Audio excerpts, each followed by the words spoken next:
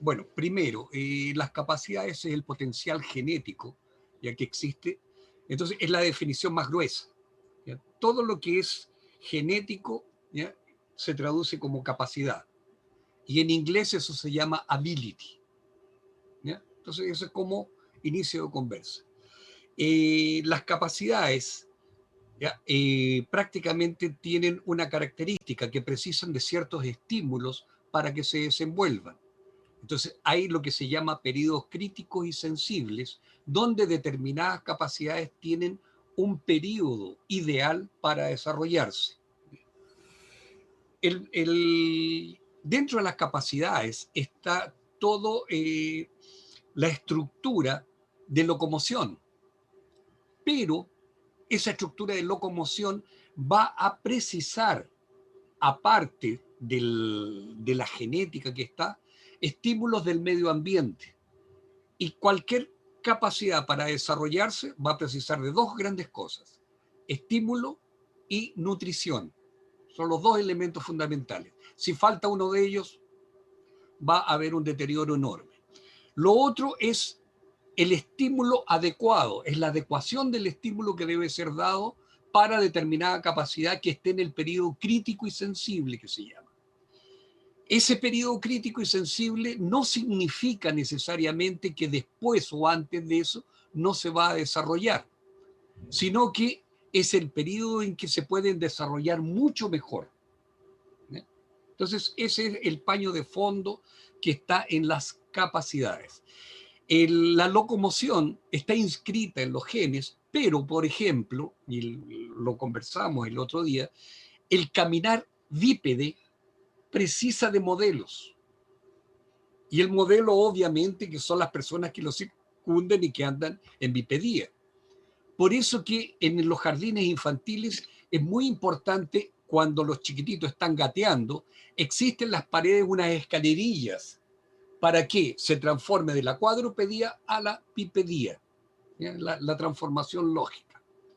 Ese proceso filogenético es muy interesante, porque cuando estamos con un problema muy fuerte, tenemos lo que se llama la involución, en donde vamos, digamos, supongamos, yo voy caminando por la calle sin problema, pero tengo que atravesar por un tablón, ya mi cuerpo reacciona mucho más atento a determinadas cosas. Si está en altura, mi centro de gravedad baja. Si es demasiado alto, me acuesto para no caerme, ¿ya? O sea, es decir, hay una regresión. Y es interesante que esos procesos de regresión también son afectivos y cognitivos, ¿ya?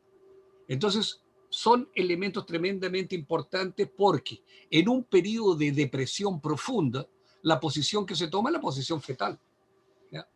Se acuesta la persona y niega, incluso hay nuevamente el reflejo de succión, y van emergiendo una serie de otros elementos que son propios, ¿ya?, de los inicios del desenvolvimiento o el desarrollo, ¿ya? Entonces, es interesante que entiendan eso como capacidades. Hay grupos, y nosotros hicimos 3 grupos de capacidades, las que son muy fuertemente dependientes de la condición genética: fuerza, velocidad, resistencia y potencia, que son esos 4. A pesar de que la fuerza con velocidad se transforma en potencia, en algunos elementos vamos a depender qué tipo de potencia se necesita trabajar. Pero en esa gran combinación, ¿y dónde podemos ver eso en la práctica? Todos los que son entrenadores o participaron en entrenamiento saben que es muy difícil desarrollar la velocidad o la fuerza natural en un chico, porque por mejor sistemas que se utilicen, por el mejor estímulo externo, obviamente, y las nutriciones que se den, nunca esa capacidad va a superar el 10 al 15% de lo que tiene naturalmente, a no ser que vaya contra natura, anabólico, ¿ya? Que eso ya rompe todo el proceso y el equilibrio y la ética también, por supuesto. Eh, está, para mí estaba tan claro eso, que cuando me correspondió, ya por presión Dirección Regional de Deporte con Eric Gahn, que nos instauró todos los equipos que yo conseguí de donación en Alemania y los colocó en nuestro gimnasio, la creación de un centro de rendimiento.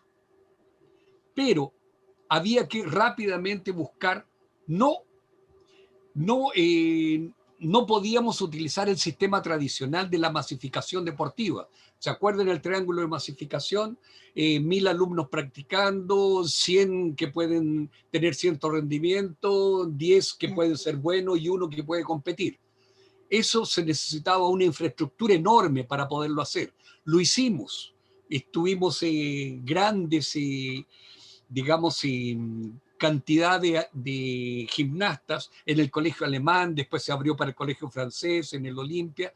Teníamos una cantidad muy grande de participantes, pero no ganábamos ningún campeonato. O teníamos una, digamos, un éxito muy menguado. Cuando regresé de Alemania, y esas fueron las exigencias, conforme te colocamos los implementos en el gimnasio, te cambiamos el piso del gimnasio, pero la contrapartida. Y ahí creamos las escuelas de alto rendimiento en gimnasia artística. Varones. Y yo quise especificar más todavía porque ya sabía el problema que se venía.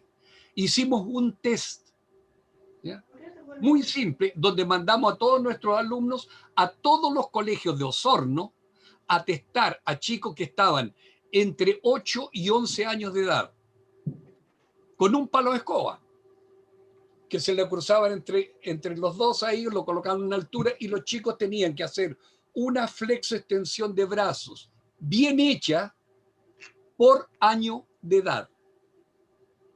Fuerza pura. 2 pasaron. 5.725 niños que fueron testados en esa oportunidad. 2. Hoffman y Patricio Ríos. 3 meses de trabajo con ellos, enseñándole las habilidades, que después vamos a hablar de habilidades, en inglés skill, ¿ya?, de las habilidades, y con el dominio de las habilidades que aprendía muy rápido, ¿ya?, empezaron a ganar la coordinación necesaria para utilizar la fuerza natural que ellos tenían. 3 meses de trabajo, campeones nacionales en los 6 aparatos los dos. Estaba claro. O sea, más evidente eso, imposible. Entonces, ¿qué es lo que pasa? Con la fuerza natural de ellos, más el elemento de, y ahí vamos a las habilidades del grupo 2, que es flexibilidad, equilibrio. Fíjate bien, flexibilidad, equilibrio, no sé, voy a tener que ir a buscar, coordinación, está metida ahí, ¿sí? ¿Bien? Bueno, en esos elementos, la flexibilidad tú la puedes desarrollar sobre el 150%. ¿Se acuerdan ahí cuando uno se sentaba arriba de la espalda de los cabros ahí, o agarraba las piernas y se las estiraba, subía una, chillaban para caramba, ¿ya? Pero rápidamente conseguían, digamos, una elongación bastante grande. Ahí es donde hay que tener cuidado con algunos conceptos, con la elongación, con la flexibilidad. Elongar significa estirar, pero no significa volver. Es un chicle. Y eso no sirve. Tuvimos varios gimnastas, sobre todo en las mujeres, cuando inicié las escuelas de alto rendimiento, no de alto rendimiento, escuelas de gimnasia en el colegio alemán. Por ejemplo, la chica de Benno Binder, ¿ya? Ella era flexible para caramba, hacía puente, hacía para todos los lados, pero no tenía fuerza.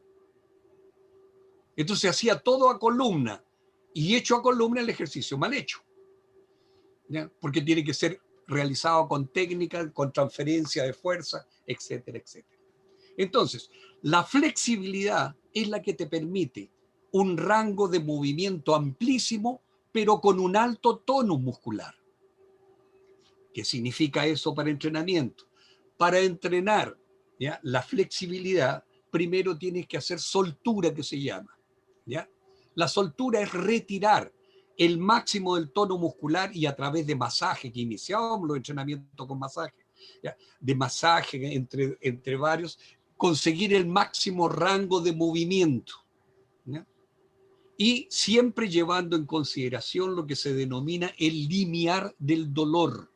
¿Qué significa el limiar de dolor? Aquel movimiento que cuando yo estiro un brazo o un segmento y me duele, ese es el limiar. Esa es la advertencia natural del cuerpo de decirte, oiga, no me lleve mucho más porque hasta aquí me está doliendo. ¿Ya? Entonces, el respeto fundamental por esa característica cuando realiza ejercicios de elongación son fundamentales. Sobre todo elongación asistida, que se llama. Es decir, uno naturalmente puede, por ejemplo, ir al suelo, pero si viene otra persona y lo baja, aumenta varios centímetros, varios grados, ¿ya? El movimiento. Entonces, hay dos tipos, la que yo consigo solo y la que consigo asistida. Y es la asistida, respetando el limiar de dolor y trabajando en ese limiar, es la que produce el aumento rápidamente del movimiento articular. Importantísimo, conseguido esa amplitud, se tiene que aumentar rápidamente el tono muscular.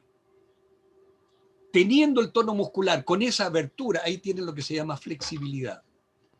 ¿Qué es flexible? Bambú. Tú agarras el bambú, lo dobles. Eso es, hay transferencia de energía. Si tú agarras un cordel y lo tiras para allá, ya que sería el alongamiento, no hay transferencia de nada.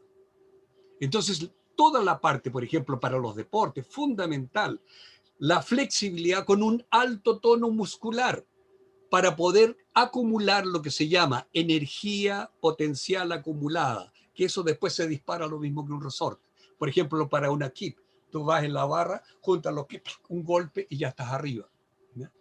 Ahora, a medida que tú repites eso, ese movimiento, por ejemplo, una kip en barra, ¿ya? Las primeras te sale con cierta dificultad porque no están, ¿ya? Las masas educadas, las masas musculares educadas al movimiento. Ya cuando lo consiguen y empieza a haber fluidez en el movimiento, facilidad en la ejecución, el gasto energético es mínimo. Por lo tanto, es lo mismo que yo puedo empezar a repetir o amplificar la habilidad a través de otras combinaciones u otras posibilidades. Entonces uno va ampliando el mundo y eso es lo que estamos trabajando con César en nuestro libro.